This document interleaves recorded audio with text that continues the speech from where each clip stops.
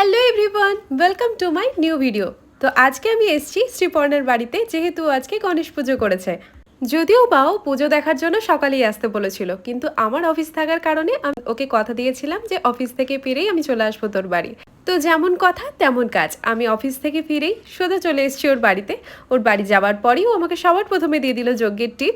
এরপর কাকিমণি, আমি, মানি আর শ্রীপর্ণা বেশ কিছুক্ষণ আড্ডা মারলাম। তারপর মানি চলে গেল মানির বাড়িতে। মানি হলো শ্রীপর্ণার ছোট মাসিমণি। এই ছোট ছোট আনন্দগুলোই ক্যামেরাবন্দি করে রাখতে আমার বেশ ভালো লাগে। এরপর হাতে প্রসাদ নিয়ে শ্রীপর্ণার আমি অ্যাক্টিং দেখছিলাম। ও ওর কিছু চেনা জানা মানুষদের অ্যাক্টিং করে আমাকে দেখাচ্ছিল, যেটা আমি দেখে ভীষণ পরিমাণে হেসেছি আর খুব আনন্দও নিয়েছি, যেটা তোমরা ওর মুখের এক্সপ্রেশন দেখেই বুঝতে পারছো ও কি লেভেলের অ্যাক্টিং করছিল। বাই দ্য ওয়ে, এই বান্ধবীদের সাথে দেখা হলে ছোটবেলাকার কথা ভীষণভাবে মনে পড়ে।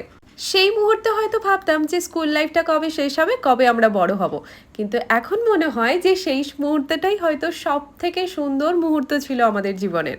তো চলো, আমাদের গল্প তো চলতে থাকবে, তোমাদের আর বোর করছি না। ভিডিওটা আমি এখানেই শেষ করছি। তোমরা ভালো থেকো, সুস্থ থেকো আর আমার ভিডিও দেখতে থাকো।